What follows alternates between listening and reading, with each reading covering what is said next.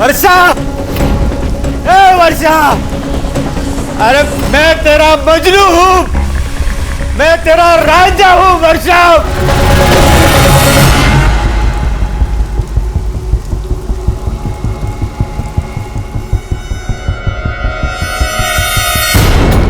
कौन है वहां? अरे कोई है?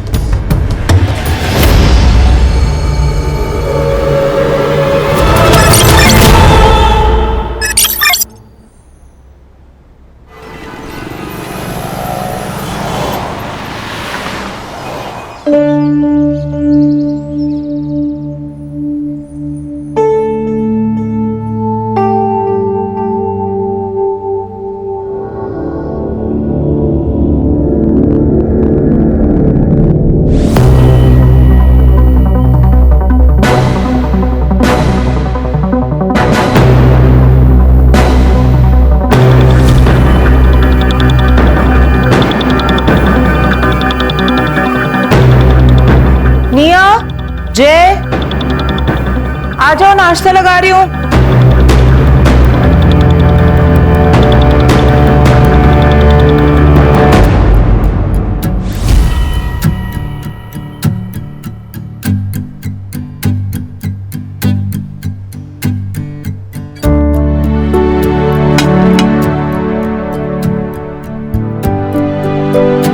पापा ये देखिए ना, मुझे यूके के कॉलेज में 50% स्कॉलरशिप मिली है। हमें सिर्फ 50% ही पे करना है, मतलब 15 लाख में पूरा कोर्स।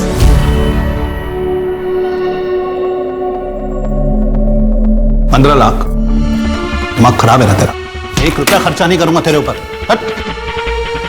तो फिर इतना पैसा किस लिए कमाया आपने, जब आप अपने लड़के को ही नहीं पढ़ा सकते? नाजायज औलाद है ये। अब मुझे मारते ठीक है, लेकिन अगर मम्मी के ऊपर हाथ उठाए ना तो मुझसे बुरा कोई नहीं होगा। गंदी नाली का खून है ना, असर तो दिखाएगा।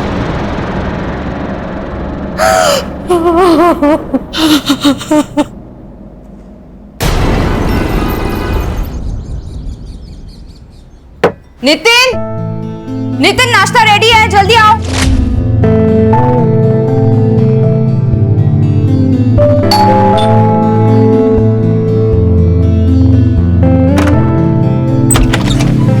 अरे मानव, तुम? गुड मॉर्निंग वर्षा मैम। Good morning. ये सब क्या है? रास्ते से आ रहा था तो हरी हरी फ्रेश सब्जियां दिखी, तो ले आया।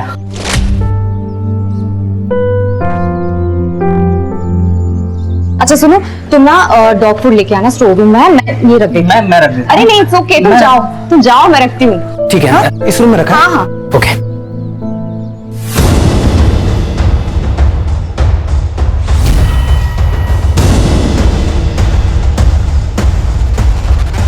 Sorry.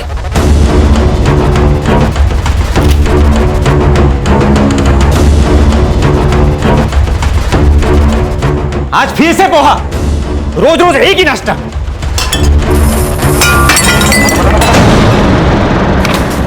Nitin, poha last week बनाया था, लोगों को इतना भी नसीब नहीं होता, और तुम खाना ऐसे फेंकते हो, वेस्ट करते हो। सुबह सुबह पूरा दिन खराब कर दिया।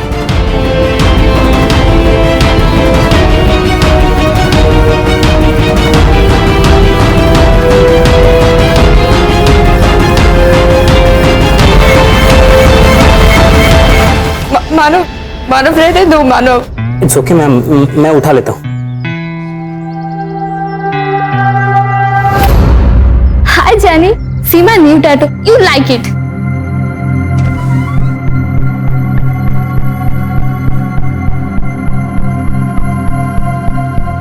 Wow baby, such a cute tattoo. You like it? तुम्हें ना देख के मन कर रहा खा जाऊं। दिया? भैया, जेनी मेरी बेस्ट फ्रेंड है। हाँ मुझे पता है वो तेरी क्या है, मैंने देखा है तुम लोगों को एक साथ। मैं बता रहा हूँ, दोबारा उससे बात करते देखा ना तो मुझसे बुरा कोई नहीं होगा।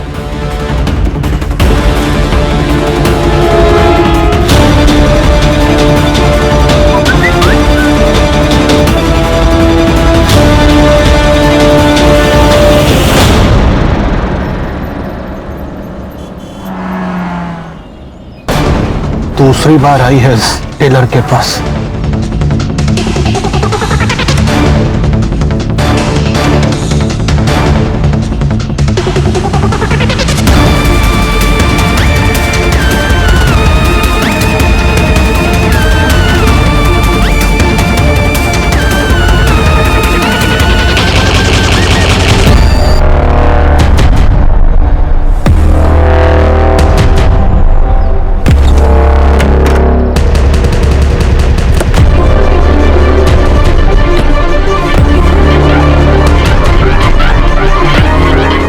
फिर मुझसे रहा ही नहीं गया, मैंने उसको समता को, टेलर को वहीं पीट दिया। विपिन, क्या होता जा रहा है तुझे?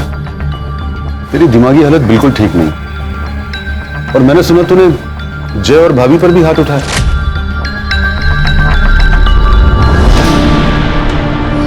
पागल नहीं हूं मैं, दिमागी हालत। और वो दोनों पिटने के काम करते हैं, इसलिए पीटता हूं उनको। बाप की औलाद है वो। ये सब वहम है तेरा, और वहम का कोई इलाज नहीं। ए, ज्ञान मत दे मुझे। कैसा वहम? जय को देखा है ना तूने? जय की एक भी चीज कॉमन है मेरे साथ। मियां को देख, मियां को। छोटी छोटी चीजें मिलती हैं हमारी, उसकी आंखें और मेरी आंखें देखी है तूने? हमारे बर्थ मार्क भी से। जय मेरी औलाद नहीं है, बस।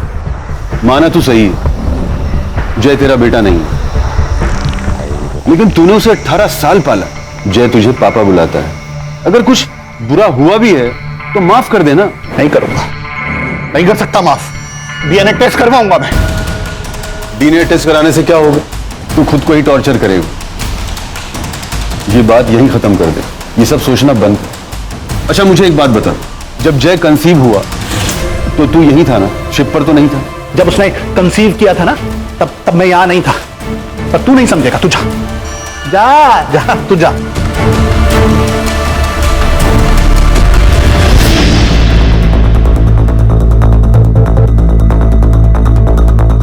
काले साहब, इस बार के एजेंडा में अपने एरिया में सारे जो चौल है वहां पे बाथरूम्स के साथ साथ सुलभ शौचालय भी बनाना चाहिए। और अगर हम अपने शहर के यूनक्स के लिए कोई स्किल स्कूल खोले तो वहां पे डिसेबल लोग भी ज्वाइन कर सकते हैं, और फिर उन्हें सड़क पर भीख मांगने की कोई जरूरत नहीं पड़ेगी। हाँ, लेकिन हम लोगों को सड़क पर भीख मांगने की नौबत जरूर आ जाएगी। अगर वर्षा मैडम इसी तरह पार्टी का फंड चैरिटी पर लुटाती रही तो? असलम जी, जिस बारे में जानकारी नहीं होना उस बारे में बात नहीं करनी चाहिए। देखिए वर्षा मैडम, मैं पार्टी का सीनियर कार्यकर्ता हूं और पार्टी ने मुझे ट्रेजरर ऐसे नहीं बना दिया है। आपकी तरह ट्रॉफी कार्यकर्ता नहीं हूं मैं, जिसे पार्टी ने सिर्फ सोशल इमेज के लिए रखा है। How dare you! असलम, औरतों से बात करने की तमीज है तुझमें? पार्टी ने हर आदमी को अपने काम के लिए रखा है यहां, और हर आदमी की अपनी एक अहमियत है।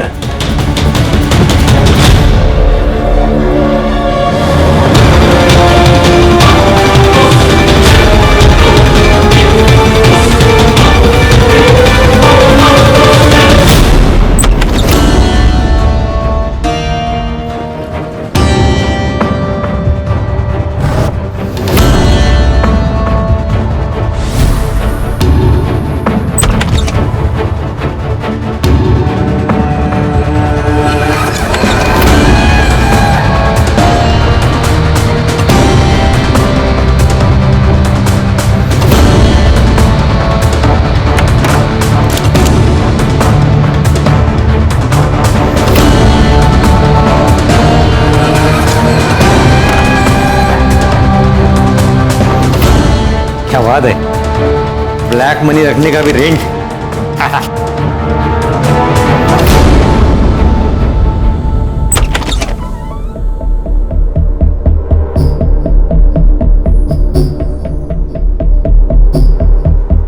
पापा, मैं जाने की पार्टी में जा रही हूँ, तो मैं जाऊँ? जा बेटा, एंजॉय कर। मियां, मैंने तुझे मना किया था ना, तू जेनी से नहीं मिलेगी। उसका बाप अभी जिंदा है। जा बेटा। भाई, आपको शर्म नहीं आती? बीच सड़क में मम्मी को मारते हैं, अनजान लोगों ने डॉक्टर के पास पहुंचाया उन्हें। ज्यादा चिल्ला मत। और वैसे भी तूने अपनी मम्मी से पूछा है? जब अनजान मर्द उसे छूते हैं तो उसे कितना अच्छा लगता है, बताया नहीं तुमने इसे? पापा, मैं आपको लास्ट टाइम फोन कर रहा हूं, दोबारा से अगर मम्मी के ऊपर हाथ भी उठाया ना तो मुझसे बड़ा कोई नहीं होगा। चट, क्या बोला तूने? अच्छा नहीं, ठीक। पापा, मैंने आपको वार्न किया ना, मम्मी पर हाथ मत उठाइएगा, मुझसे बड़ा कोई नहीं होगा। पिछट, पिछट, गलती से भी ये गलती दोबारा मत कर। आप भी।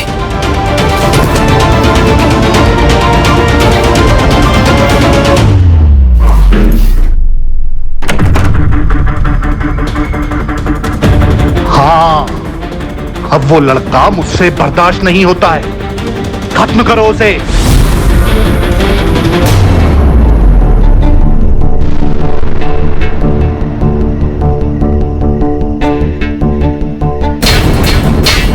कौन है वहां? अरे मैं फोन लेने आया हूं अपना।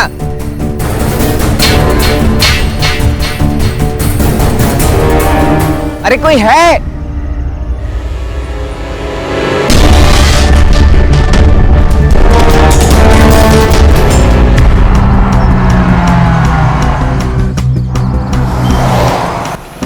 सर, एक ऑटो ड्राइवर यहाँ टॉयलेट जाने के लिए रुका था। सर, ये एरिया कुछ लवर्स पॉइंट जैसा है, यहाँ कपल्स आते हैं प्राइवेसी के लिए।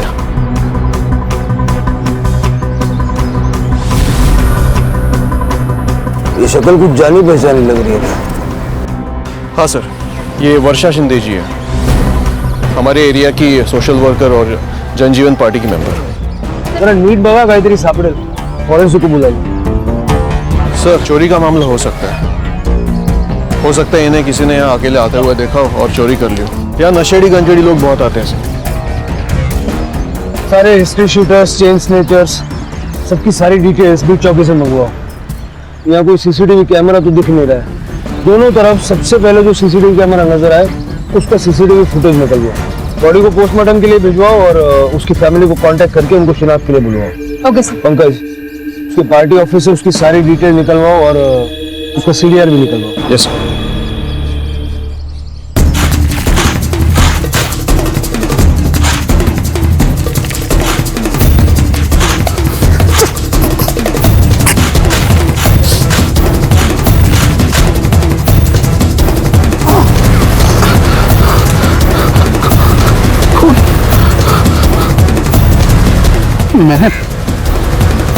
मैंने मार दिया उसे। Nitin ji, we are very sorry for your loss, लेकिन अभी हमारी सबसे ज्यादा मदद आप ही कर सकते हैं। आपकी वाइफ का मर्डर हुआ है, किसी से उनको कोई खतरा था क्या या कोई दुश्मनी वगैरह? वर्षा का कोई दुश्मन नहीं था सर। एक्चुअली हमें कोई बच्चा नहीं है और वर्षा माँ नहीं बन सकती थी। वो गरीबों को और रास्ते के जानवरों को मदद करके खुश हो जाती थी। सब वो काम के लिए बहुत पैशनेट थी। रोज सुबह उठ के गरीब बच्चों के लिए और स्ट्रे एनिमल्स के लिए खाना बनाती थी। उसके बाद देवदत्त काले साहब के ऑफिस जाती थी, उनके पार्टी का सारा काम संभालती थी, शेड्यूल बनाती थी। नितिन जी, आपकी पत्नी कल रात घर नहीं आई, आपको चिंता नहीं हुई? साहब, वर्षा का पार्टी के काम से बहुत ट्रैवल होता था। कभी कभी तो एंड वक्त पे वो प्लान बनाती थी। वो डायरेक्ट पार्टी ऑफिस से लातूर, विदर्भ, कोल्हापुर कहीं भी निकल जाती थी जहां उसको जरूरत पड़ती थी और वहां पे पहुंचने के बाद मुझे फोन करती थी। उनकी लाश हमें लवर्स पॉइंट पे मिली। कहीं आपको ट्रैवलिंग का बहाना देकर वो किसी के साथ वहां? How dare you say that? आप मेरी वर्षा के बारे में ऐसी घिनौनी बात कैसे कर सकते? आप गुस्सा मत होइए, देखिए हमें हर संभावना को सोचना पड़ता है। चलता हूं मैं।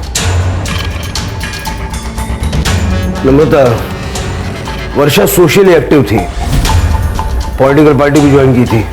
अच्छे लोगों के दुश्मन तो होते ही हैं। उसके ईमेल का एक्सेस ले लो नितिन से और उसके पॉलिटिकल पार्टी के ऑफिस से, देखो कोई थ्रेट में लाया है क्या।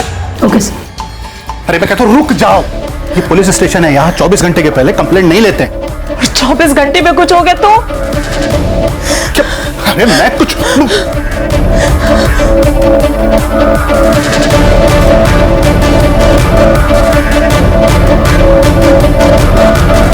वो भाई साहब, ध्यान किधर है तुम्हारा? सर मेरा बेटा कल रात से घर नहीं आया, एक बार बड़े साहब से मिलवा दीजिए। सर, मेरा नाम समता वर्मा है, ये मेरे पति हैं विपिन, ये मेरा बेटा है जय। कल रात से घर नहीं आया सर। कल इसका फोन गायब हो गया था। इसने मेरे नंबर से अपने फोन पे ट्राई किया लेकिन फोन नहीं लग रहा था, कई बार ट्राई किया। फिर अचानक रात में 11 बजे इसके फोन से मेरे फोन पे कॉल आया। हाँ हाँ, ये मेरा ही फोन है। अच्छा, मैं कल आ सकता हूँ क्या लेने? ओके, अच्छा। हाँ ठीक है, तो फिर मैं अभी आ जाता हूँ। हाँ, मेरा फोन ना किसी ठेले वाले को मिला है जॉगर्स पार्क के पास में, तो मैं लेकर आता हूँ। लेकिन अभी इतनी रात में? अरे वो रात की ट्रेन से ही गाँव जा रहा है, तो आप टेंशन मत लो, मैं चाबी लेकर जाऊंगा, आप सो जाओ। ध्यान रखना और जल्दी आना। टेंशन मत लो, आप आराम कीजिए, मैं लेकर आता हूँ। ओके? मुझे लगता है उसके साथ कुछ गलत हुआ है सर। आप प्लीज पता लगाइए सर। सर प्लीज पता लगाइए वो कहाँ है। सर प्लीज पता लगा लीजिए कहाँ है वो। देखिए आप फिक्र मत कीजिए पंकज, ये फोटो और बाकी डिटेल सब जगह सर्कुलेट कर दो। हम उसको ढूंढना शुरू करते हैं और जैसे ही कुछ पता चलेगा आपको तुरंत बताएंगे। प्लीज। मानो तुम तो वर्षा जी के असिस्टेंट रहे हो ना? जी सर। पिछले दिनों उनका किसी से कोई लड़ाई झगड़ा, कोई रंजिश? नहीं सर, ऐसा तो कुछ नहीं, बट ये वर्षा मैम की डायरी है जिसमें उनके सारे अपॉइंटमेंट्स और पिछले हफ्ते वो किन किन लोगों से मिली और कुछ डिटेल्स हैं। पक्का कोई झगड़ा नहीं था ना? अरे नहीं नहीं सर, कैसी बातें कर रहे हैं आप? वर्षा बहन तो हम सबकी बहुत चाहती थी। अरे वर्षा बहुत हेल्पफुल थी, लेकिन उसका पति एक नंबर का हलकट्टा, बहुत परेशान करता था उसे। परसों रात को ही उनकी लड़ाई हुई थी। वर्षा ने उसे घर से बाहर निकाला था। वर्षा, वर्षा, वर्षा मेरे को माफ कर दे वर्षा, मैं फिर ऐसा नहीं करेगा। वर्षा, वर्षा मेरे को माफ कर दे वर्षा, प्लीज मेरे को माफ कर दे। साहब उस दिन वर्षा मैडम का झगड़ा हुआ था बूढ़ी औरत के साथ यहाँ पे। मैंने ठीक से सुना नहीं, लेकिन वो औरत बहुत गुस्से में थी, कुछ पोते के बारे में बात कर रही थी। अपने पोते को मैं अपनी जला कर आई हूँ, उसका ऑपरेशन बिगड़ गया है छोटे अस्पताल में, पर हमने 5 लाख पूरे दिए थे उसके इलाज के लिए डॉक्टर से बात करके। हाँ 5 लाख दिए थे, लेकिन उसमें से 2.5 लाख ले गए हैं मुझसे। अम्मा अम्मा सुनिए, अम्मा सुनिए, छोड़ दो, इधर आइए। गुड़िया के बारे में मुझे वर्षा ने कुछ नहीं बताया सर, वो उसकी ऑफिस की बातें मुझे नहीं बताती थी। मेरे पास आपको बताने के लिए कुछ नहीं है सर। तो वर्षा जी के साथ आपका झगड़ा क्यों हुआ था, ये तो आप बता ही सकते हैं ना? साहब मेरा और वर्षा का रिश्ता ऐसा ही था, हम लोग लड़ते थे, झगड़ते थे, लेकिन फिर सुलह भी करते थे। उस दिन मैं थोड़ा ज्यादा पिया हुआ था तो वर्षा गुस्सा हो गई। लेकिन आपने तो कहा था कि वो घर पर आई नहीं थी। अब मैं शॉक में था साहब, वो दिन टाइमिंग मुझे कुछ मालूम नहीं। ठीक है चलो।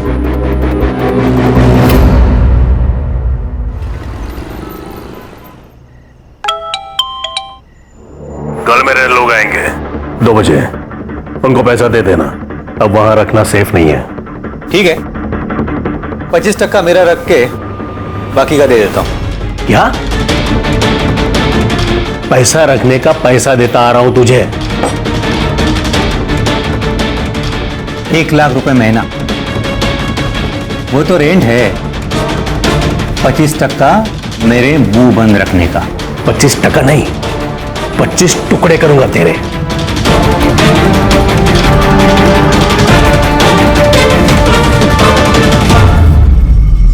सर मैंने लवर्स पॉइंट जाके जय के बारे में कुछ दुकानदार और ठेले वालों से बातचीत की। सर वो हर शाम को वहां जॉगिंग करने के लिए जाता था, लेकिन सर किसी के साथ ज्यादा इंटरेक्शन नहीं होता था उसका।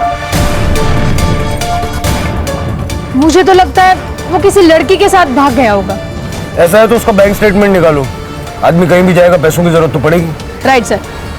हाँ पंकज, हमने वर्षा का शेड्यूल और उसकी डायरी चेक की, लेकिन हमें कुछ ऑफ नहीं लगा। लेकिन सर वर्षा का पति हमें थोड़ा गड़बड़ लग रहा है। मर्डर वाले दिन उसका वर्षा के साथ बहुत बड़ा झगड़ा हुआ था और ये बात उसने हमसे छुपाई थी, और एक बूढ़ी औरत ने भी वर्षा पर अटैक किया था। सर और एक और बात, जनजीवन पार्टी में एक सीनियर लीडर है असलम, वो भी वर्षा को कुछ खास पसंद नहीं करता था सर। उसकी बॉडी लैंग्वेज देख के लग ही रहा था कि वर्षा के जाते उसको प्रमोशन मिल गया। सीसीटीवी चेक करो, देखो वर्षा कब घर आई, कब उस बूढ़ी औरत ने उस पर अटैक किया और घर से वो वापस कब निकली। यस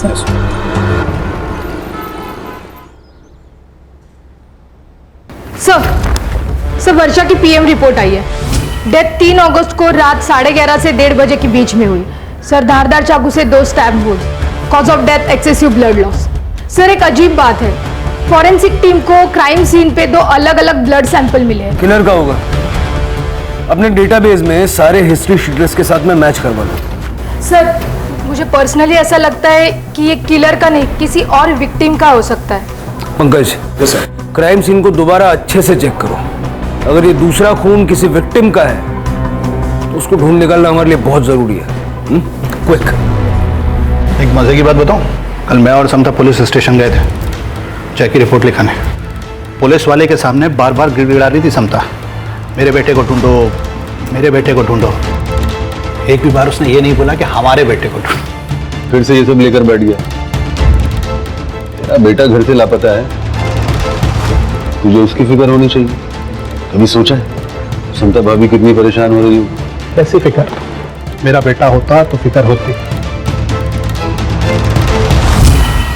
अम्मा, आपने वर्षा मैडम को मारा था ना? हाँ, मैंने मारा था। इसके पति को भी मारना चाहिए। पर अम्मा, हुआ क्या था? इसने मेरे पोते के इलाज के लिए 5 लाख रुपया वो नेता से दिलवाए और फोटो भी खींचा। फिर उसका पति आकर मुझसे 2.5 लाख लेकर चला गया और मेरा पोता मर गया। सर, हमने उस बूढ़ी औरत की डिटेल्स निकाली। वर्षा से लड़कर वो अपने घर चली गई थी, लेकिन जिस दिन वर्षा का मर्डर हुआ उस दिन वो अपने घर नहीं आई। उनका कहना है कि वो शमशान के बाहर बैठी थी, लेकिन अब तक कुछ कंफर्म नहीं है। इस बूढ़ी औरत पे नजर रखो। सर, एक और बात, ये वर्षा चैरिटी तो करती थी, लेकिन लोगों से 50% कट लेती थी। अच्छा सर सबके CDR reports. Sorry sir, system down होने की वजह से लेट हो गया। कुछ मिला? सर, वर्षा की सबसे ज्यादा बात उसके असिस्टेंट मानव से होती थी, उसके बाद देवदत्त तकाड़े और बाकी सब कॉल उसके पार्टी के वर्कर के साथ होती। और सर, उसका हस्बैंड नितिन, लेकिन सर मर्डर के दिन वो घर पे ही था। सर, एक इंटरेस्टिंग बात पता चली, वर्षा को 2 अगस्त दिन में जय वर्मा के नंबर से फोन आया था। सर, बात सिर्फ 10 सेकेंड तक चली और मर्डर के दिन दोनों का लास्ट लोकेशन वही था, अपना लवर्स पॉइंट। सर, कहीं इस जय ने तो वर्षा को नहीं मारा, मारकर भाग गया हो सकता है वर्षा ने जैसे भी कट लिया हो या लेना चाहती थी। सबसे पहले तो वर्षा की बॉडी के पास जो दूसरा ब्लड सैंपल हमें मिला, वेरीफाई करो वो जय का है या नहीं, और जय और वर्षा का कोई कनेक्शन है क्या ये पता करो। उसके घर जाओ, उसके माँ बाप से बात करो, उनका ब्लड सैंपल लो, वो पूरे घर की और खास करके जय के कमरे की अच्छे से तलाशी लो। यस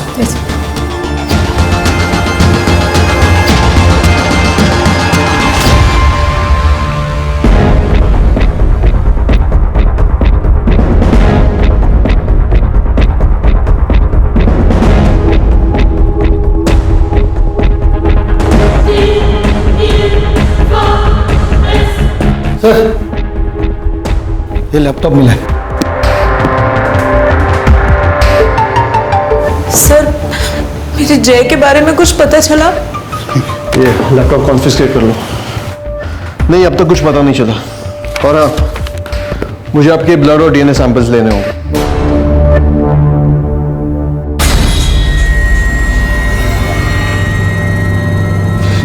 नहीं, मैं अपना ब्लड सैंपल नहीं दूंगा। और क्यों चाहिए आपको? किस लिए चाहिए आपको मेरा ब्लड का सैंपल? जब वो मेरी औलाद ही नहीं है तो मैं अपना खून क्यों दूंगा? विपिन तो इस टाइम भी ये सब बकवास कर रहा है। आप कौन?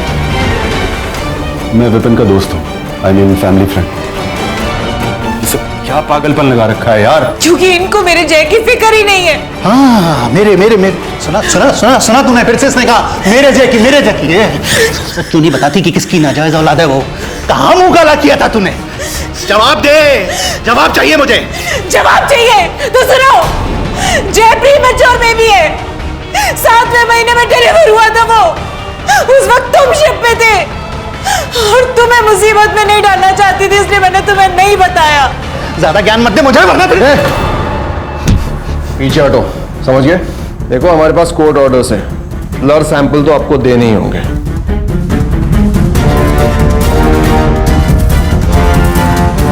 ये बात नितिन, मुझे चुपचाप यहां से पैसा ले जाने दे। 10 लाख दे दूंगा तुझे। अंदर कम से कम 100 करोड़ होंगे और मैं 10 लाख में खुशी मनाऊं? मेरे आदमी तुझे गाड़ देंगे। अच्छा, पहले बीवी और अब पति, तुम्हें क्या लगता है पुलिस इतनी आसानी से तुम्हें छोड़ देगी? मेरे साथ साथ वर्षा का मर्डर भी तुम्हारे सर चढ़ जाएगा।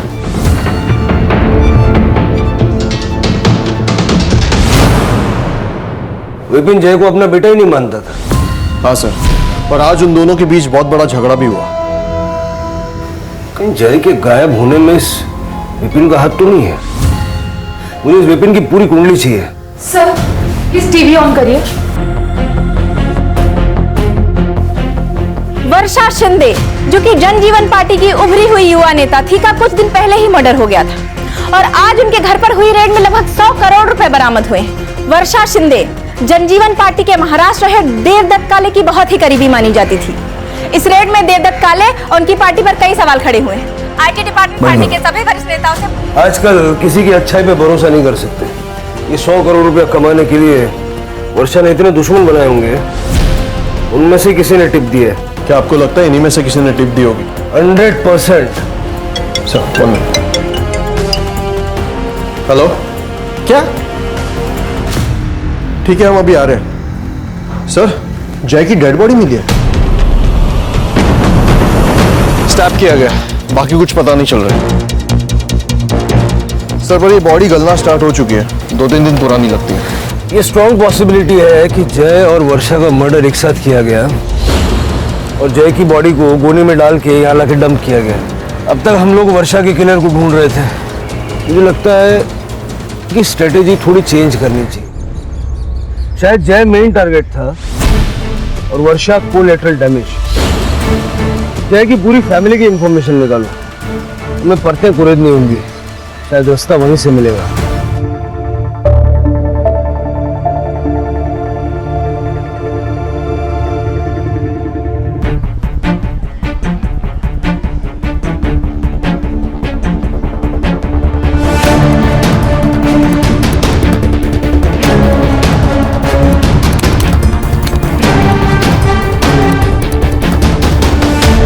वर्षा शिंदे और उसके प्रेमी जय वर्मा की हत्या कर दी गई। आखिर क्या है इस प्रेम की गुत्थी? जानने के लिए बने रहिए डेली न्यूज के साथ। बंटी, मना किया था ना तुझे, क्यों मारा तूने उसे? मैंने किसी को नहीं मारा। तू अपने हाथ में रह, छोड़, नहीं तो तुझे काट दूंगा। हाँ पंकज, क्या मिला? सर, हमारे स्टेशन के मेल आईडी पर एक वीडियो रिकॉर्डिंग भेजी गई है। काले भाई, पार्टी हाई कमान कहीं उस वर्षा को टिकट ना दे दे। इस बार टिकट मुझे मिलना चाहिए। तू अपने लोगों के लिए कुछ कर ना, एक स्कूल या बच्चों की पढ़ाई का कुछ कर। यही बेस्ट फॉर्मूला है वर्षा की काजी करने करे। उसको तो वैसे भी पॉलिटिक्स में कोई इंटरेस्ट नहीं है। अरे काले भाई, कुछ लोगों का अनपढ़ रहना ही बेहतर होता है, उन्हें भड़काने में आसानी होती है। हमें कुछ और करना पड़ेगा।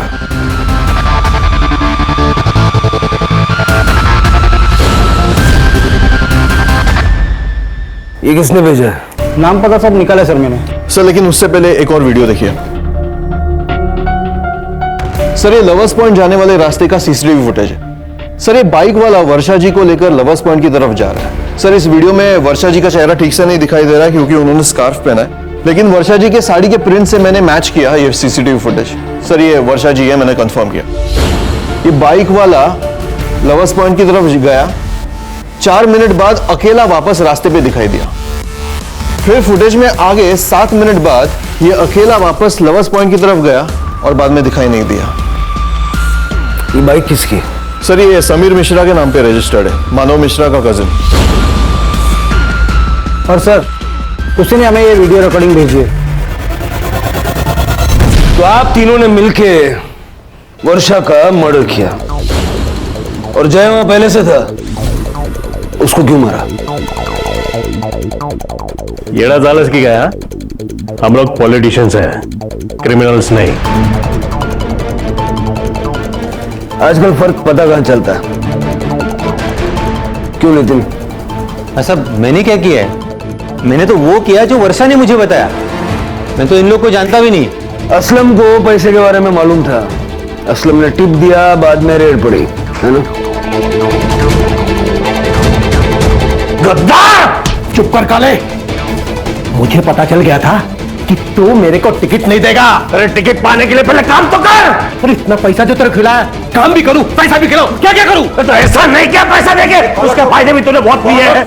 छोड़ूंगा नहीं तुझे, तेरी वजह से मेहनत कर रहा। मानव को अरेस्ट कर लिया है। यांना पण घेऊन चला, लंबी चार्जशीट बनेगी।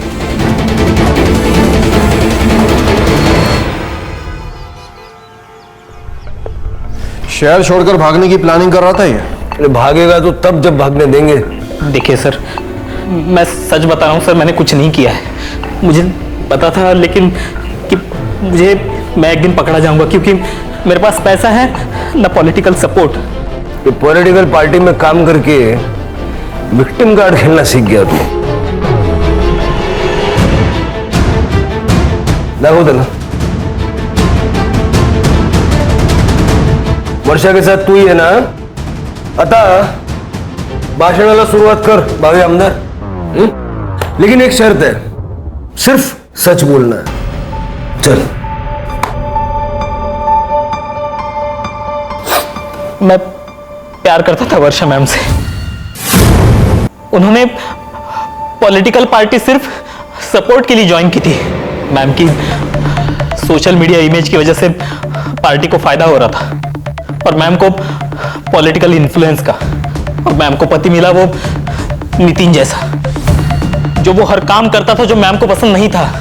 और बॉस मिला वो देवदत्त काले जैसा। उस दिन बूढ़ी अम्मा ने जब मैम को सच बताया तब मैम टूट गई थी। तुम लोगों से पैसे वापस लेते हो नितिन? How could you? आवाज नीचे कर। और ये मैंने जो किया है ना, वो तेरा बॉस है ना, वो देवदत्त काले, उसके कहने पे किया है। हाँ वर्षा बोल। क्या ये सच है? क्या आप चैरिटी का दिया 50% पैसा अपने पास रखते हो? चैरिटी से पार्टी नहीं चलती, पैसा चाहिए। उस दिन मैम ने मुझे कॉल करके पिक करने के लिए बुलाया। उन्होंने मुझे किसी होटल पे ड्रॉप करने के लिए कहा था। जब हम बैक रोड से जा रहे थे तो मैम ने मुझे एकदम गाड़ी रोकने के लिए कहा। उनकी तबीयत ठीक नहीं थी, उन्हें लो बीपी था, और उन्होंने सडनली उल्टियाँ स्टार्ट कर दी। मानव, मुझे और उल्टी आने वाली है, तो प्लीज जाकर मेरी दवाई लेके आओ। लेकिन मैम मैं आपको यहाँ अकेले कैसे छोड़ के जाऊँ? मैं यहाँ वेट कर लूंगी, तो प्लीज जाओ, मेरी तबीयत बहुत खराब हो रही है। मुझे मैम की बीमारी के बारे में पता था, इसलिए मैं तभी मेडिसिन और बॉटल लेने चला गया। मैं जब मेडिसिन लेके लौटा तब मैम वहाँ पे नहीं थी। फिर मैं मैम को वो असलम या देवदत्त काले या फिर उनके पति वो नितिन ने ही मारा है। मैं जय की फोटो देखा उसको। ये लड़का जय जब वर्षा को मारा गया उसी वक्त से ये भी मिसिंग था, और जहां वर्षा को मारा गया ठीक उसी जगह पर इसको भी मारा गया। और 2 तारीख को दिन में इसने वर्षा को कॉल किया था। जय और वर्षा को 3 अगस्त की रात 11:30 से 1:30 के बीच में मार दिया गया। जय के घर वालों का कहना है कि जय उसका फोन लेने वहां गया था। तुमने 10 मिनट के लिए वर्षा को अकेला छोड़ दिया और किसी ने उन दोनों को मार दिया। लेकिन सर वहाँ पे ये लड़का जय क्या कोई भी नहीं था? जय और वर्षा एक दूसरे को कैसे जानते थे? उस दिन ऑफिस में मैम से मिलने आया था। उसे अपने घर से दूर किसी कॉलेज में एडमिशन चाहिए था। घर से दूर क्यों? सर मैंने जय का लैपटॉप कॉन्फिस्केट किया था। अमन को उसमें जय की एक ऑनलाइन जर्नल मिली।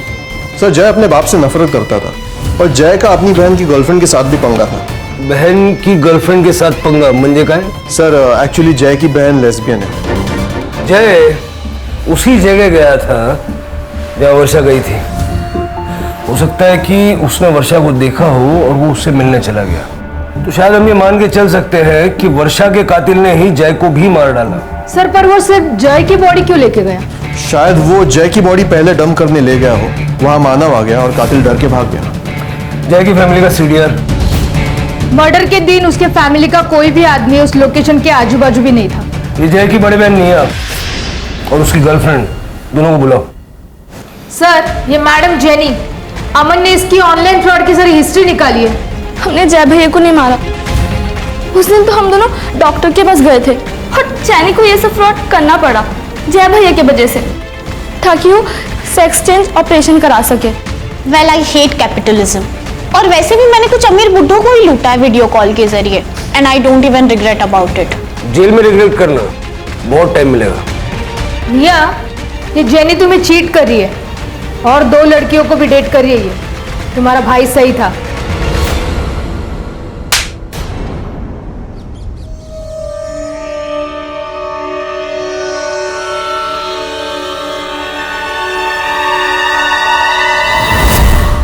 उस विपिन वर्मा ने तुझे उसके बेटे को मारने की सुपारी दी थी ना? नहीं साहब, ऐसा कुछ नहीं है। ए झूठ मत बोल। फोन रिकॉर्ड, इस गली का सीसीटीवी फुटेज सब है हमारे पास। बड़े, ये ऐसे नहीं बोलेगा, इसको गाड़ी में डाल दो। नहीं बोलता हूँ साहब, उस दिन उन्होंने सिर्फ अपने बेटे की नहीं, अपने बीवी को भी मारने की सुपारी दी थी। इन दोनों को मारना है।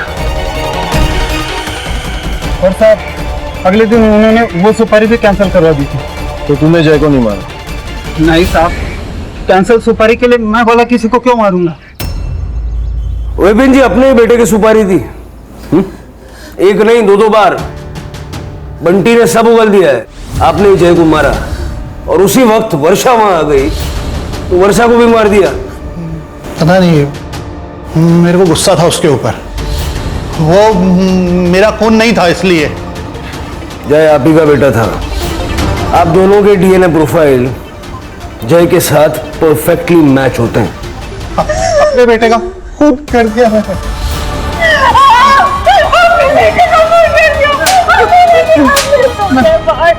मैंने अपने बेटे को मार दिया क्या?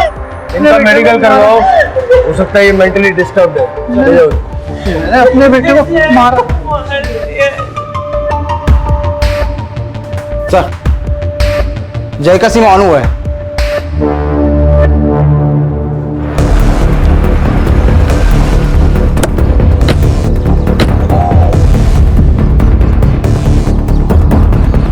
सर,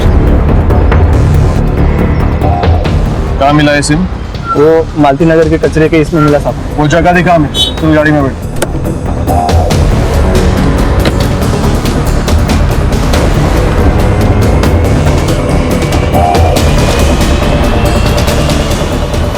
ये सिम कार्ड मालती नगर में मिला था ना? जी सर। लवर्स पॉइंट के एरिया से इस सिम कार्ड का यूज करके जय को बैकरोड पे बुलाया गया और उसका मर्डर करके उसकी बॉडी को मर्डर आइलैंड के जंगल में डंप किया गया। Yes sir. बॉडी अपने आप तो गई नहीं होगी। ट्रक, टेम्पो, ठेला, रिक्शा, गाड़ी, कोई ना कोई व्हीकल तो यूज हुआ होगा। Right sir. लवर्स पॉइंट के एरिया से मर्डर आइलैंड के जंगल के बीच जितने भी कनेक्टिंग रोड्स हैं सबका सीसीटीवी फुटेज चेक करो और उसको टाइम ऑफ डेथ से मैच करके देखो। कोई ना कोई गाड़ी तो ऐसी दिखेगी। सर, लवर्स पॉइंट जाने वाले रास्ते का सीसीटीवी फुटेज 3 कार्स कॉमन मिली है, लेकिन ये कार हमारे किलर की है।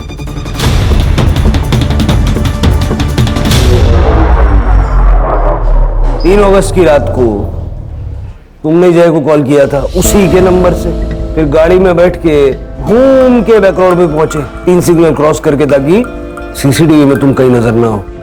बताओ क्यों मारा जय को? मुझे उसके बाप विपिन से नफरत थी। मेरा सीनियर था शिप पे। मैं, समता, विपिन तीनों कॉलेज में दोस्त थे। मैं समता को पहले से ही पसंद करता था, लेकिन विपिन ने मुझसे पहले ही उसके घर पे रिश्ता भेज दिया और उसकी शादी हो गई, जबकि वो उसे बहुत मारता था। लेकिन उसने विपिन को नहीं छोड़ा, लेकिन मेरी बीवी ने सिर्फ शिप की जॉब की वजह से मुझे छोड़ दिया। इसीलिए मैंने भी शिप की जॉब छोड़ दी। पर तभी एक अच्छी चीज हो गई, विपिन को स्किज़ोफ्रेनिया डिटेक्ट हुआ और ये बात सिर्फ मुझे ही पता थी। मैंने उसकी दिमागी हालत का इस्तेमाल उसे भड़काने में किया।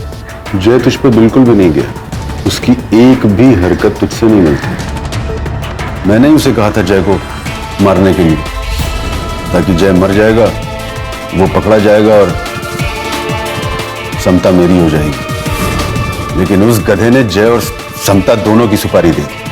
फिर मुझे वो सुपारी कैंसिल करवानी, तब मुझसे रहा नहीं गया और मैंने जय को मारने का फैसला कर लिया। इसीलिए मैंने उस दिन जॉगिंग पे जाने से पहले जय के घर जाकर उसका फोन चुरा लिया। फिर मैंने उसी के नंबर से उसके कॉल किया और भैया हमको फोन मिला है, आप ही का है ना? हाँ हाँ, ये मेरा ही फोन है। हाँ तो भैया ले जाइए ना यहाँ से, जॉगर्स पार्क से। ठीक है, मैं अभी आ जाता हूँ। ठीक है भैया। कौन है वहाँ? अरे कोई है?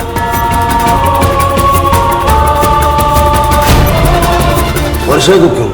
वर्षा ने जय की बॉडी देख ली थी।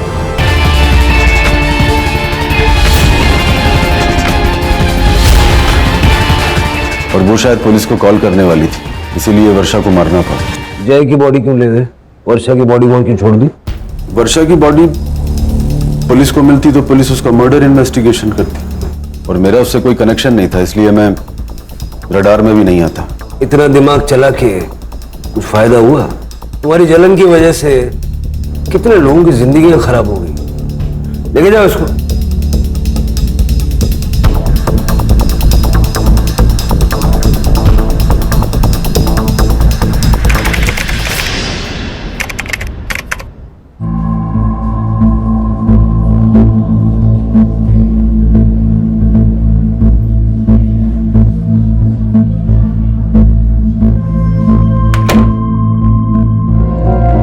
सब तैयारियां हो चुकी हैं, चलो शुरू करते हैं।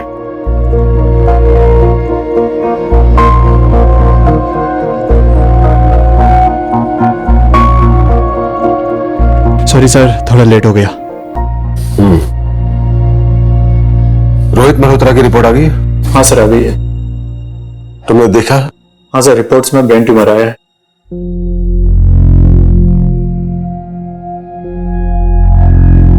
ऑपरेशन लेट करो। लेकिन सर, मैं कैसे कर सकता हूँ सर? एमएस की है ना, तो कहीं तो शुरुआत करनी पड़ेगी।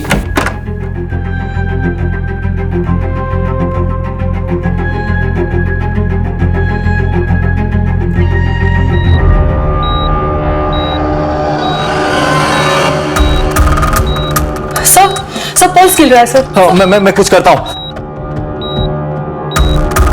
सर, मैं डॉक्टर प्रफुल्ल को बुलाती हूँ। हाँ, जल्दी बुला के ले आओ। डॉक्टर प्रफुल्ल! डॉक्टर प्रफुल्ल!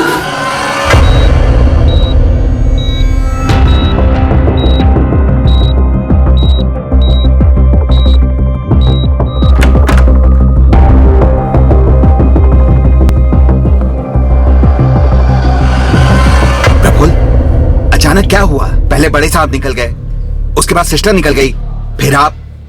क्या हुआ, क्या है? बच्चे बच नहीं पाए। क्या? इतना छोटा सा ऑपरेशन था, मर कैसे सकती हो आप? डॉक्टर, तुझको तो आज मैं छोड़ूंगा नहीं, काट डालूंगा उससे।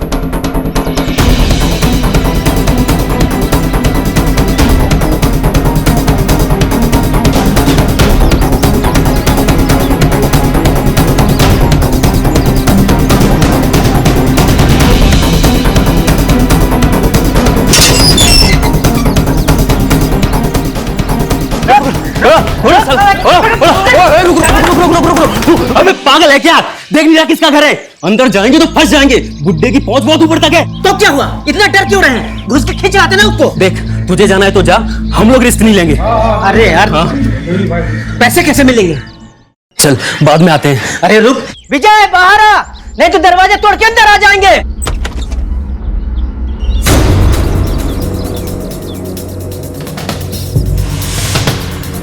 दरवाजे को या मेरे पति को हाथ भी लगाया ना तो काट के रख दूंगी।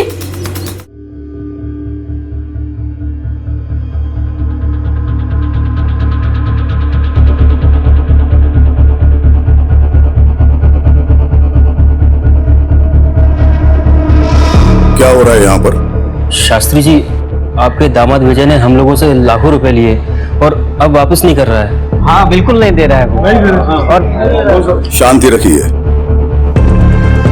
मैं विजय को लेके आता हूं, लेकिन तब तक आप सब लोग शांति से खड़े रहेंगे, कोई हंगामा नहीं। माँ जी, प्लीज बाबूजी को समझाइए ना, इस बार पैसे दे दे, मैं जल्दी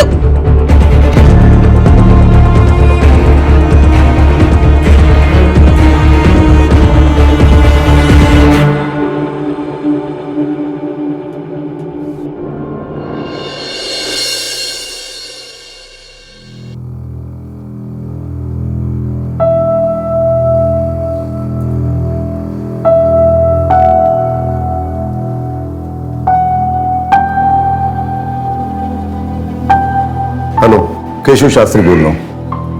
आप यहां हमारे घर आ जाइए तुरंत। बाबूजी, बाबूजी मैं आपका दामाद हूं, आप ऐसा नहीं कर सकते। ये लोग मुझे मार देंगे। आपकी बेटी भी।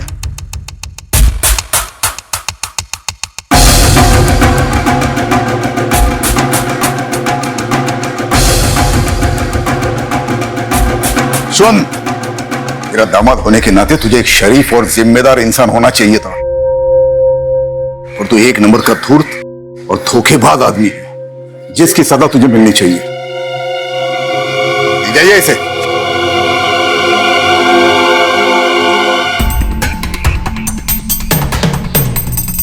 मैं चाहता हूं कि आप सभी को न्याय मिले, और जिस किसी को भी मेरे दामाद विजय से प्रॉब्लम है, वो बिना कानून अपने हाथ में लिए पुलिस की मदद ले ले, वरना वो भी मेरी नजर में उतना ही गुनहगार होगा जितना कि विजय।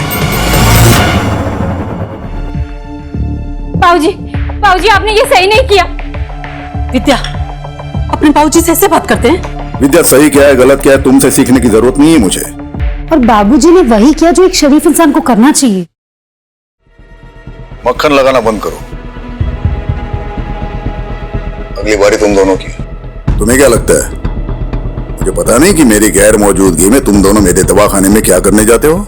सारे पेपर्स मैंने ऑडिट के लिए भेज दिए हैं। ऑडिट का रिपोर्ट आएगा तो तुम दोनों को भी भेज दूंगा जेल में हवा खाने के लिए।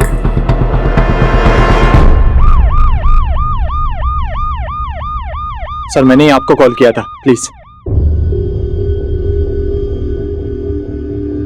डॉक्टर सेठ, आपने कहा था कि एक पेशेंट की डेथ हुई है। हाँ सर, पेशेंट की बॉडी तक उठाकर ले गए और रिलेटिव्स के सर पर तो खून सवार था। मैं बहुत डर गया था, इसीलिए फिर आप लोगों को फोन किया। ऑपरेशन आप ही कर रहे थे? नहीं, मतलब लेकिन यहाँ सर्जन तो डॉक्टर प्रफुल्ल है ना? मेन सर्जन तो डॉक्टर प्रफुल्ल ही हैं। 10 साल से मैं यहाँ नर्स का काम कर रही हूँ, लेकिन इससे पहले उन्हें ऑपरेशन छोड़ के इस तरह से जाते हुए कभी नहीं देखा मैंने। तो आज क्या हुआ था? रिपोर्ट सुनते ही वो ऑपरेशन डॉक्टर सेठ के हाथ में सौंप कर निकल गए और डॉक्टर सेठ नर्वस हो। वो पेशेंट जिसकी रिपोर्ट के बारे में डॉक्टर प्रफुल्ल पूछ रहे थे, वो कौन है? उनका नाम रोहित मल्होत्रा है। डॉक्टर प्रफुल्ल ने मुझे उनका ब्लड टेस्ट करवाने के लिए दिया था। ब्लड टेस्ट की रिपोर्ट में उन्हें ब्रेन ट्यूमर निकला। इसे सुनते ही डॉक्टर प्रफुल्ल अचानक से यहाँ से निकल गए। रोहित मल्होत्रा डॉक्टर प्रफुल्ल का कोई खास है? पता नहीं सर।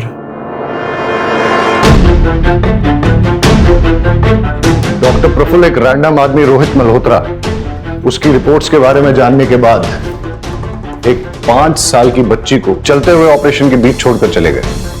पता करो ये रोहित मल्होत्रा कौन है। रहीमी, डॉक्टर प्रफुल्ल के कॉल डिटेल्स निकालो और लोकेशन ट्रेस करने की कोशिश करो, और ये आदमी जो डॉक्टर प्रफुल्ल के पीछे भागा है पता करो कौन है। Okay sir. Sir doctor Praful के लैंडलाइन फोन के लास्ट डायल नंबर के मुताबिक उन्होंने न्यूरोलॉजिस्ट डॉक्टर मीनल शाह से कांटेक्ट किया था। जब हमने मीनल शाह से बात करने की कोशिश की, उन्होंने पेशेंट के बीच की कॉन्फिडेंशियलिटी का हवाला देकर हमसे बात करने से मना कर दी। रोहित मल्होत्रा की रिपोर्ट्स मिली? हॉस्पिटल के सारे कंप्यूटर्स चेक करो, पेशेंट रिकॉर्ड्स में कहीं ना कहीं जरूर कुछ मिलेगा। ये आप क्या कह रहे हैं? ऐसा पहले कभी नहीं हुआ। ऑपरेशन छोड़ के बीच में वो कभी नहीं गए। वो कल रात से गायब है। आपने उन्हें एक भी बार कॉल नहीं किया या उन्होंने भी आपको कांटेक्ट नहीं किया? क्योंकि ये नॉर्मल है सर। पिछले 2-3 महीने से वो काफी बिजी चल रहे थे, और कई बार तो 2-3 दिन तक वो घर भी नहीं आते थे। हमारी तो फोन पर भी बात नहीं होती थी। डॉक्टर प्रफुल्ल किसी प्रॉब्लम में थे? कोई टेंशन, कोई स्ट्रेस? नहीं सर, ऐसी तो कोई बात नहीं थी। अच्छा, आप उनके किसी पेशेंट रोहित मल्होत्रा के बारे में कुछ जानते हैं? रोहित? नहीं सर। Hello sir.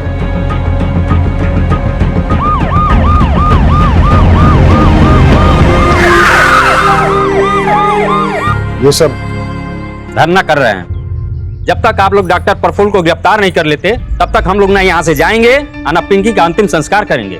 तो जैसे ही हमें मिल जाते हैं, हम उनके खिलाफ मेडिकल नेग्लिजेंस का केस चलाएंगे। लेकिन गलती पिंकी के मामा मंगू की भी है। हॉस्पिटल में तोड़फोड़ करने का इल्जाम है उस पर। और अगर गलती से उसने डॉक्टर प्रफुल्ल के साथ कुछ उल्टा सीधा किया ना, बहुत बुरा फंसेगा। इसलिए आप हमें बता दीजिए कि मंगू कहाँ है। मुझे नहीं पता। हम उसकी बॉडी का पोस्टमार्टम करवाएंगे, जिससे कि डॉक्टर प्रफुल्ल के खिलाफ केस और स्ट्रांग हो जाए। पिंकी को न्याय ऐसे मिलेगा, इस तरह धरना देने से नहीं। गांव वालों पे नजर रखो।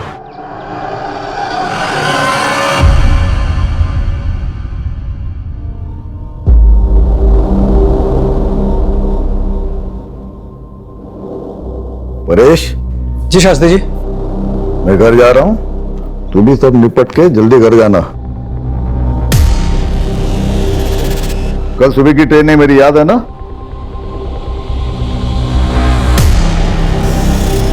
जी शास्त्री जी। हाँ एक मिनट लेता हूँ। नमस्ते। भाई जी देखिए ना, केवल लगवा लिया, दुकानदारी बढ़ गई, लोग आने शुरू हो गए।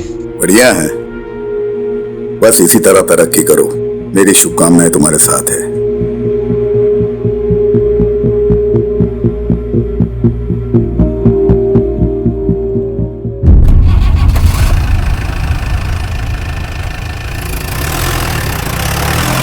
अरे चमन, शास्त्री जी को मक्खन लगानी बहुत आदत है तुझे? गिफ्ट लेने का ज्यादा शौक है क्या तुझे? क्या परेश भाई, चलिए ना आपको एक स्पेशल चाय पिलाता हूँ। स्पेशल चाय पिलाता हूँ, खुद भी ले। क्या परेश भाई आप भी।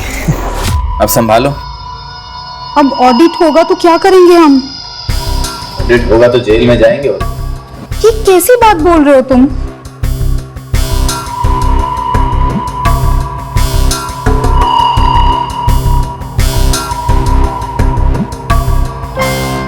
कुछ बोलोगे तुम?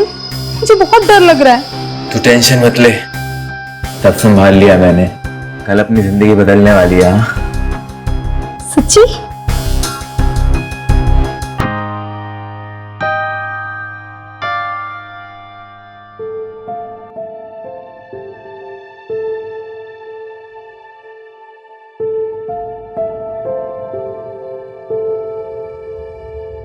बाबूजी, आपसे कुछ बात करनी है। तुम्हें पता है ना, इस रूम में किसी को भी आने की इजाजत नहीं है।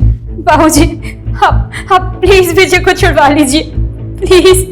चलो चलो यहाँ से बाबूजी, बाहर जाओ। बाबूजी मेरी बात तो बाहर सुनिए। जाओ। बाबूजी प्लीज मैंने मेरी बोला बात बाहर सुनिए। जाओ।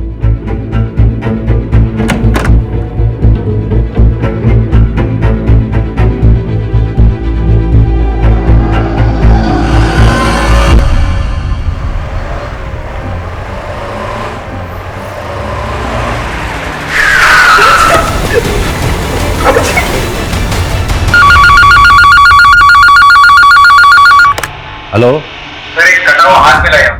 क्या? कहाँ?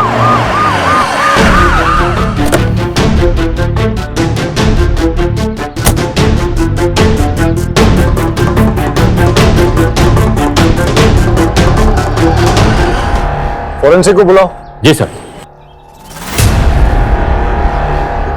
कट को देखकर ऐसा लग रहा है कि हाथ को किसी घरेलू हथियार से काटा गया है। सब नाखून उखाड़े गए, मतलब टॉर्चर।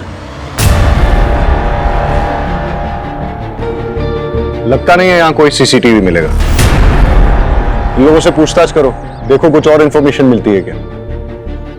कब देखा ये? बहुत सारे चील कौवे उड़ रहे थे और आके देखा तो हमने पुलिस को फोन लगाया। तुम लोगों ने कुछ ऐसा देखा जो बहुत अजीब हो? नहीं सर, किसी को आते जाते कुछ फेंकते हुए? नहीं सर। आसपास के सारे पुलिस स्टेशंस और हॉस्पिटल्स में पता करो कि किसी की कोई मिसिंग रिपोर्ट है क्या, या किसी ऐसे आदमी की इंफॉर्मेशन जिसका हाथ कटा हो या फिर हाथ इंजर्ड। डॉक्टर प्रफुल्ल की कोई लीड? नहीं सर, डॉक्टर प्रफुल्ल ने अपनी वाइफ से कांटेक्ट किया, ना किसी जानने वाले से। उनका नंबर भी ट्रेसेबल नहीं आ रहा। और मगनू? सर उसके बारे में भी कुछ पता नहीं चल पाया सर। हो सकता है मंगू ही डॉक्टर को उठा ले गया हो। किडनैप, लेकिन अभी तक कोई रैंसम कॉल आया नहीं। वाघेला सर, हॉस्पिटल की इन्वेस्टिगेशन से कोई लीड मिली? यस सर, दो बातें निकल के सामने आई सर।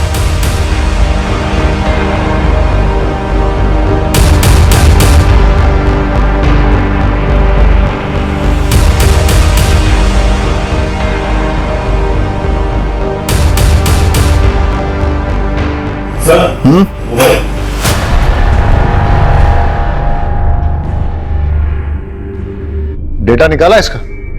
सर फोन में 256 बिट इंक्रिप्शन है, लेकिन हम क्रैक कर लेंगे। सर एक बात और, रोहित मल्होत्रा की रिपोर्ट्स की हार्ड कॉपी तो नहीं मिली, लेकिन लैब के कंप्यूटर से कुछ हाथ लगा है।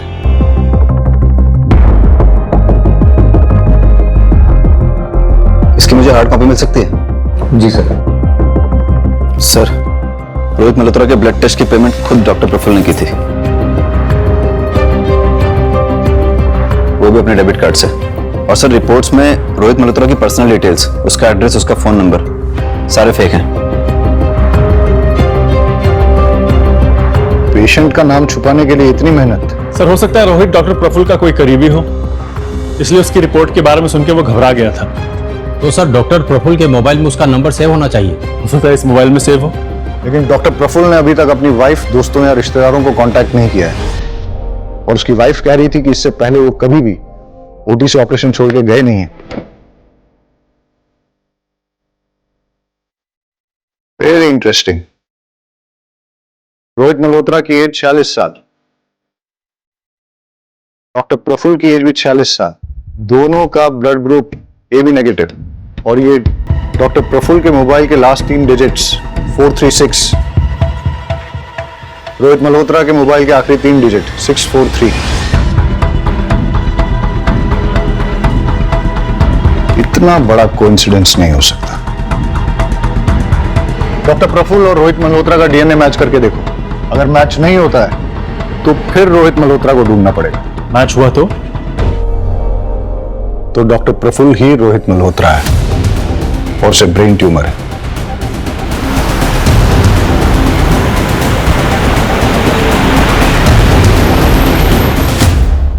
आपको पता है कि आपके पति को ब्रेन ट्यूमर है?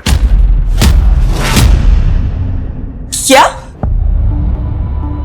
ये आप क्या कह रहे हैं?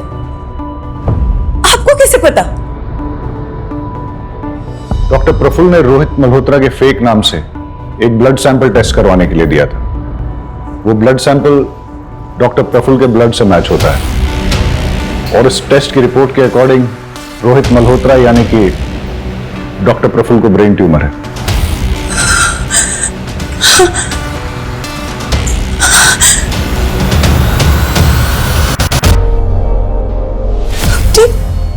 बीमारी तक मुझसे छुपाने लगे। पहले ऐसे नहीं थे, सब बताते थे मुझे, बहुत प्यार करते थे। पता नहीं क्या हो गया, क्यों? आप प्लीज उन्हें ढूंढिए, प्लीज। आप चाहे ना माने, पर वो बुरे इंसान नहीं है। आप प्लीज उन्हें ढूंढ दीजिए, प्लीज प्लीज।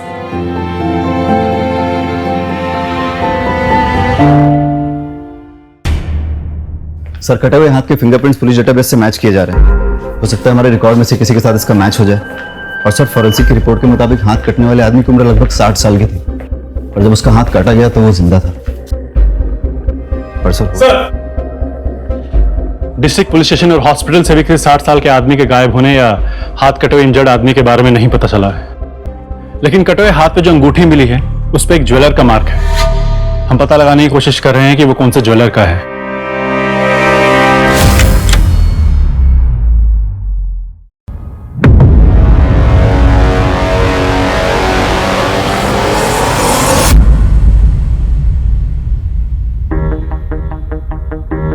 परेश भैया, ये सब दवाखाना कैसे हो गया? तू निकल यहां से। मैंने तुझसे कहा ना, निकल यहां से। चल निकल यहां से।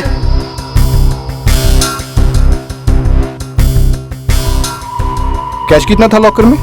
पता नहीं, बाबूजी कभी किसी को बताते नहीं थे, काफी सिक्रेटिव थे बाबूजी। लॉकर की चाबी वैद जी के अलावा और किसके पास थी? हम में से तो किसी के पास नहीं थी, सिर्फ पापा के पास थी। उन्होंने परेश को दी हो तो पता नहीं, परेश पर बहुत भरोसा था उनको, उसी को मालूम होगा क्या हुआ, कैसे हुआ। आप नीचे, आप नीचे। अब सच बोल, सर मैं सच्ची बोलूं सर, मेरा विश्वास कीजिए, मेरे पास तिजोरी की चाबी नहीं थी। तिजोरी की चाबी सिर्फ वैद्य जी के पास थी, मेरे पास तो सिर्फ क्लिनिक की चाबी है। जब तूने देखा कि क्लिनिक में चोरी हो गई है तो तूने तुरंत फैमिली को फोन करके कांटेक्ट नहीं किया? बात यह है सर कि वैद्य जी ने मुझसे कहा था कि फैमिली के किसी भी मेंबर को क्लिनिक के आसपास भटकने मत देना, इसलिए मैंने किसी को इन्फॉर्म नहीं किया। ठीक है, हम वैद्य जी को कॉल करके पूछ लेते हैं कि तू सच बोल रहा है कि झूठ। चल वैद्य जी का नंबर बोल बोल बोल। वो तो नहीं मिलेंगे सर। क्यों? क्योंकि सर वैद्य जी किडनैप हो चुके हैं और मेरी आंखों के सामने उनका भी लोग भाग गए।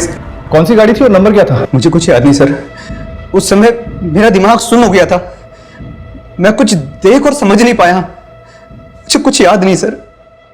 हाँ, गाड़ी छोटी थी, मतलब कार थी, इतना मुझे याद है।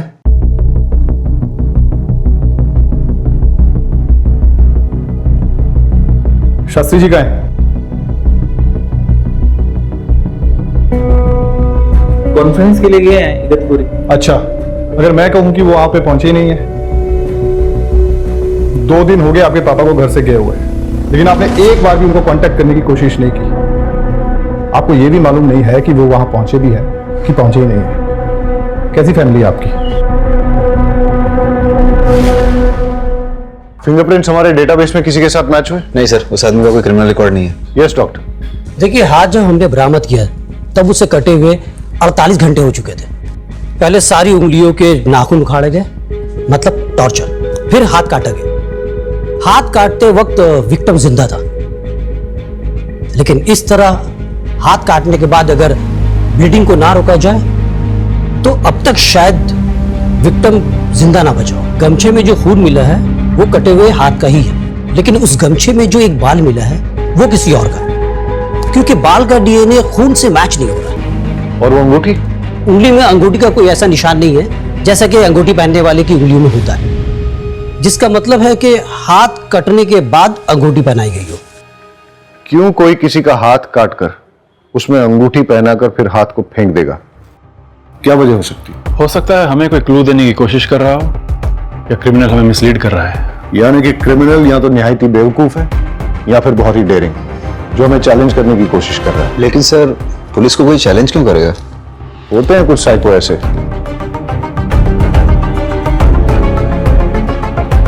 वागेला सर, इस अंगूठी के ट्रेडमार्क से पता करो कि किस ज्वेलर की है, और पता करो किसने खरीदी और कब खरीदी। ठीक है सर। Thank you doctor.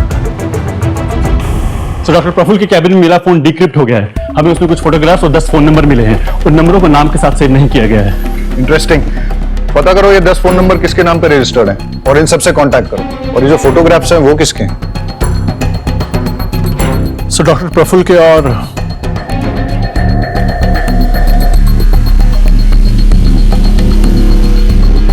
और भी इंटरेस्टिंग। सर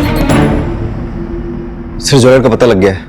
हमने पूछताछ की तो उसने बताया कि सीमा कपाड़िया नाम की औरत ने उस अंगूठी को खरीदा था। लॉस।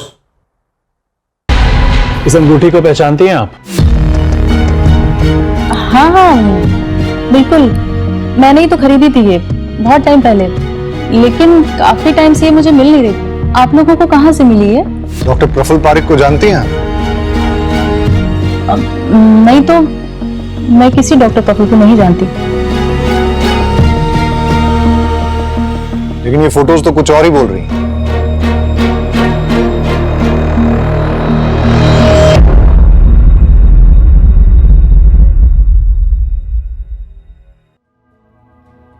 एक्चुअली सर, मैंने ही ये अंगूठी प्रफुल्ल को दी थी। वो कॉलेज टाइम में हम साथ थे, हमारा अफेयर चल रहा था, लेकिन कुछ टाइम बाद मेरी शादी मिस्टर कपाड़िया से हो गई और प्रफुल्ल की भी शादी हो गई, लेकिन हमारा मिलना जुलना अभी भी जारी था। लेकिन आपने डॉक्टर प्रफुल्ल को पहचानने से भी इनकार क्यों किया? प्रफुल्ल कुछ टाइम पहले से मुझसे पैसे मांगने लगा, कह रहा था कि उसके हॉस्पिटल में कुछ लॉस चल रहा है। मैंने स्टार्टिंग में तो पैसे दे दिए, लेकिन वो मुझसे बार बार पैसे मांगने लग गया। जब मैंने मना किया तो मेरी कुछ फोटोज उसके पास थी, मुझे ब्लैकमेल करने लग गया। तो फिर आपने क्या किया? मैं क्या करती सर, किसी ना किसी तरह पैसे का अरेंज करके उसको देती रही, लेकिन उसकी डिमांड्स बढ़ती जा रही थी। इसलिए आपने उसको गायब करवा दिया या फिर मार ही दिया? नहीं नहीं, बिल्कुल भी नहीं सर, सर मैंने ऐसा बिल्कुल नहीं किया है सर, ट्रस्ट मी, मैंने कुछ भी नहीं किया सर, कुछ नहीं किया। अंगूठी तो डॉक्टर प्रफुल्ल की है और कटा हुआ हाथ किसी और का है। दोनों में कोई ना कोई कनेक्शन तो होना चाहिए। कैसा कनेक्शन सर? आपको लगता है ये हाथ काट कर डॉक्टर प्रफुल्ल ने डंप किया है? पाठक, डॉक्टर प्रफुल्ल के गायब होने से पहले वो हाथ काटा गया है और डॉक्टर प्रफुल्ल किसी का हाथ काट के उसे अपनी अंगूठी क्यों पहनाएंगे? वो अपने ही खिलाफ कोई क्लू क्यों प्लांट करेंगे? हो सकता है कोई ऐसा तीसरा आदमी हो जिसका इन दोनों के साथ कनेक्शन हो।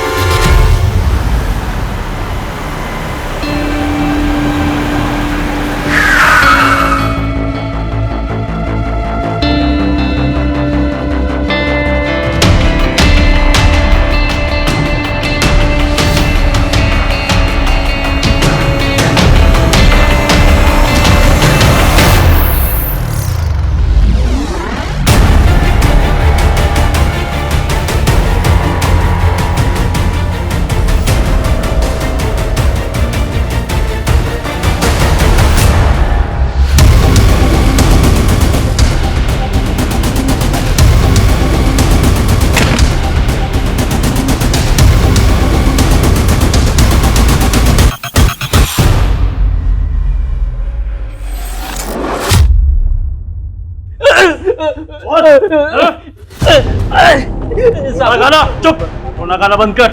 ये पता डॉक्टर प्रफुल्ल कहाँ है? मुझे कुछ नहीं पता। बता, बोल।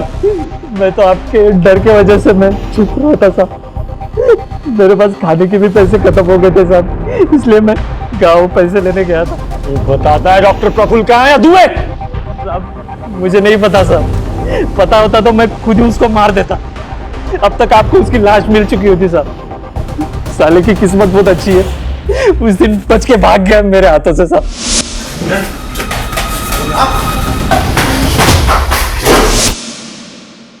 झूठ बोल रहा है तू, क्योंकि जितनी चोट डॉक्टर प्रफुल्ल को लगी थी उस हिसाब से वो ज्यादा दूर तक भाग नहीं सकते थे। पक्का तेरे ही हाथ लगे होंगे। मैंने ढूंढा था साहब, पर मिला नहीं मुझे वो। और आप मुझसे सवाल पूछ रहे? अरे उससे जाके पूछिए ना, जिसके वजह से मेरी 5 साल की भांजी मर गई सब।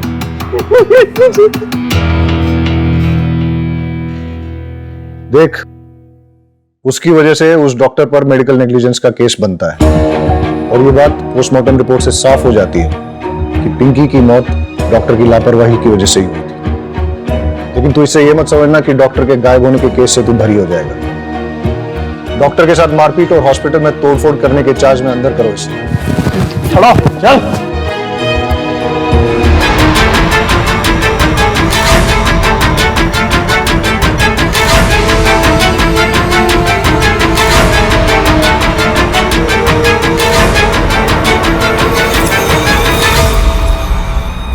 सही कहा था आपने कि वैद्य जी किसी को भी अपना लॉकर छूने नहीं देते, लेकिन हमें वहां पर एक और फिंगरप्रिंट मिले हैं और वो आपके हैं। मैंने कोई चोरी नहीं की है सर। माँ देखिए ना क्या कह रहे हैं, बताइए ना। हाँ माँ जी, उन्होंने कुछ नहीं किया है। मैंने कोई चोरी कुछ नहीं किया है सर। मैंने कुछ नहीं किया है तो फिर डर क्यों रहे हो? तलाशी लो। सर तलाशी किस बात की जब मैंने कुछ किया ही नहीं है।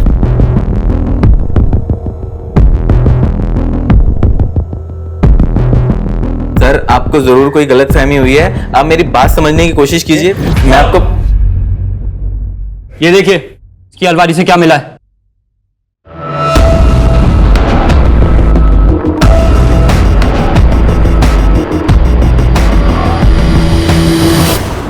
सर जो 10 फोन नंबर प्रफुल्ल के सीक्रेट फोन से मिले थे उन सबसे कांटेक्ट किया। ज्यादातर लोग बात नहीं करना चाहते, लेकिन जो सबसे फ्रीक्वेंट कॉलर मेहता है वो मिलने को तैयार है, उसे बुलाया है। चलो देखते हैं मेहता क्या कहता है। एक नंबर का फ्रॉड है सर। इलाज के नाम पर लाखों का चूना लगा दिया। पहले बोला कि मिरेकल ड्रग है, फिर जब कोई फायदा नहीं हुआ तो बोला कि एक्सपेरिमेंटल था। मिरेकल ड्रग, एक्सपेरिमेंटल, जरा खुल के बताइए कौन सा ड्रग और किस बीमारी का इलाज? सर मैं इम्पोर्टेंट हूं, नामर्दानगी का इलाज करा रहा था। सर मेहता और बाकी 9 लोग जिनके नंबर उस फोन में से मिले थे उनका कच्चा चिट्ठा निकालते हैं। हो सकता है इनमें से किसी ने डॉक्टर प्रफुल्ल से बदला लेना चाहा हो सकता है कि तुम्हारी थ्योरी सही हो, लेकिन ये एक इलीगल ड्रग ट्रायल है, इसलिए सारे ट्रांजैक्शंस कैश में होंगे और सारी डीलिंग सीक्रेट होंगी। सर मिरेकल ड्रग वाली बात प्रफुल्ल और इन 10 लोगों के अलावा भी तो किसी को पता हो सकती है। हाँ, पर किसको?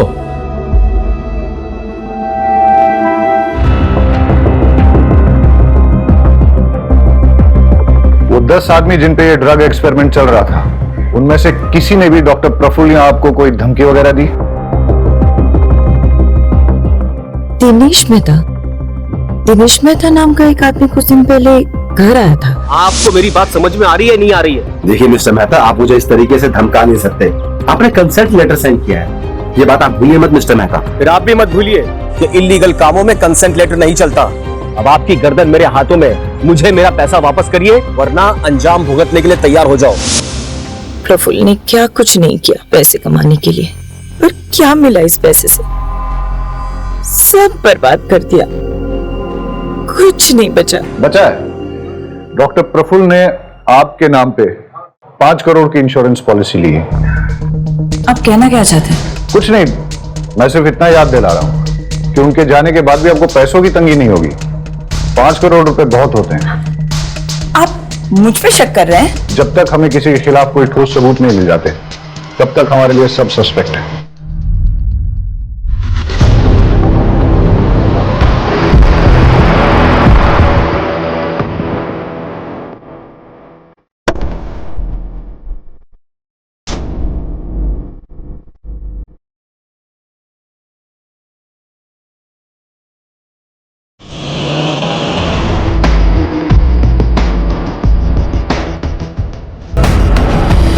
सर मुझे तो एक कटे हुए हाथ वाले केस का पार्ट लग रहा है। देखिए ना, इस पैर को ऐसी जगह डंप किया है जहां पे आसपास सीसीटीवी कैमरा होना मुश्किल है। वागेला रहीमी, आसपास चेक करो, कुछ और क्लू मिलता है क्या?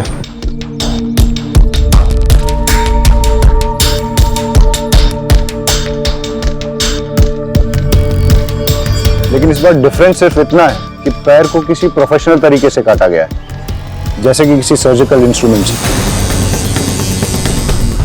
हो सकता है कि हम सही हो। ये कटा हुआ पैर और वो कटा हुआ हाथ एक ही बॉडी का हो। डीएनए मैच करा के देखते हैं और देखते हैं कि फॉरेंसिक की इन्वेस्टिगेशन से क्या मिलता है।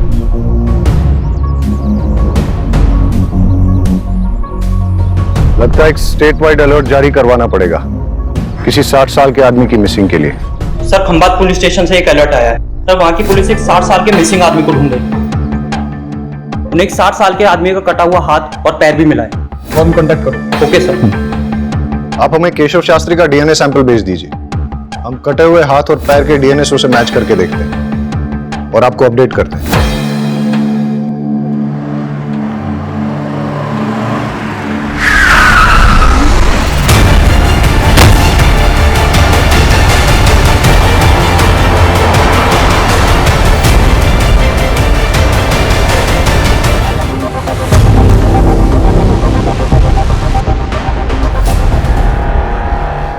आपने जो डीएनए सैंपल भिजवाया था वो मैच कर गया। इस बार भी पैर काटते वक्त वो आदमी जिंदा था। काटने के लिए बोन सॉ यूज किया गया और एकदम बारीकी से काटा गया जैसा कि कोई सर्जन काटता है, और पैर के अंदर कट लगाकर ये ठूस दिया गया था। और इस कपड़े से पैर को बांधा गया था जिसमें ऑर्गेनिक डाई है जो कि हैंडलूम में यूज किया जाता है, और पैर के खून में ग्लिटर भी लगा है जो कि सेम ग्लिटर हमें डॉक्टर प्रफुल्ल के नाखून में मिला। मतलब डॉक्टर प्रफुल्ल और शास्त्री जी जिनका कि हाथ और पैर काटा गया, इन दोनों को एक ही जगह रखा गया था और वहीं से डॉक्टर प्रफुल्ल हमें कोई क्लू भेजने की कोशिश कर रहे थे। Okay doctor, thank you. Okay bye.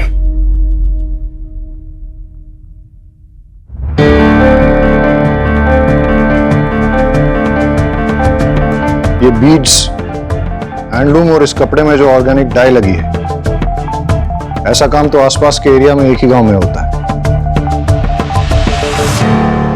मतलब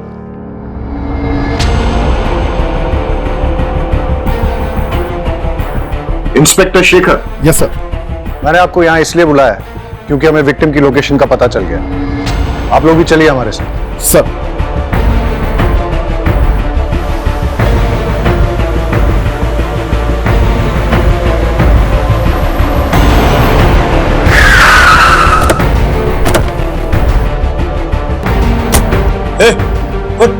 बता नहीं तो दूसरी टांग भी काट दूंगा।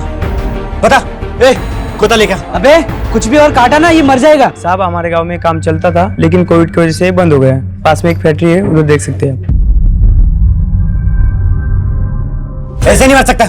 ए बहुत बड़ा प्लान है मेरा, ऐसे नहीं मर सकता। ए बेहोश हो रहा, पानी लेके। ए उठ। ए शास्त्री।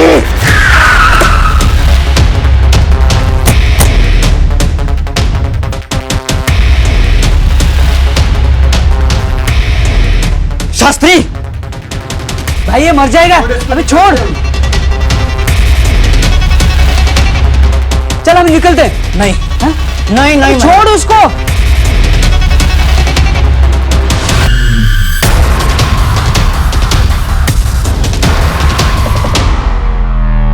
छोड़, अबे चल चल नहीं तो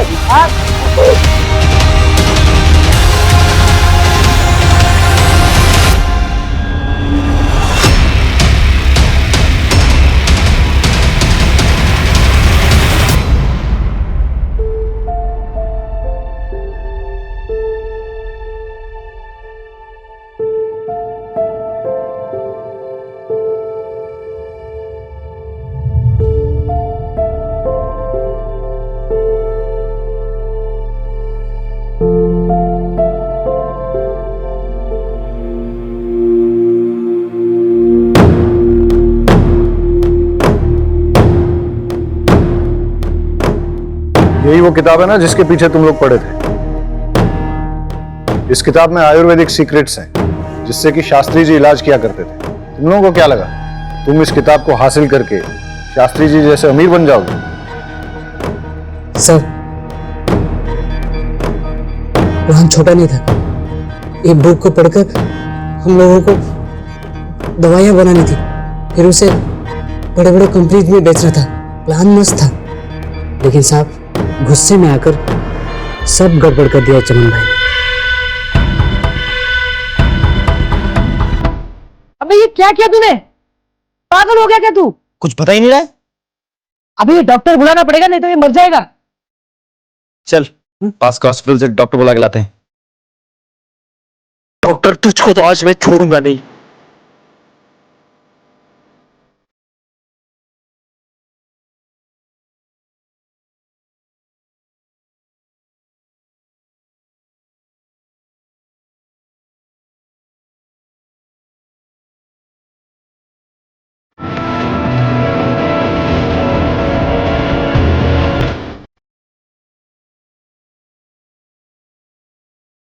लेकिन साहब वो डॉक्टर भी निकम्मा निकला। तो इसलिए तुम लोगों ने डॉक्टर प्रफुल्ल को भी मार दिया। मेरे प्लान के बीच में कोई नहीं आ सकता, चाहे वो डॉक्टर हो चाहे शास्त्री। मैं दवाई बना के बेच कर हूं। सर लगता है पागल हो गया है।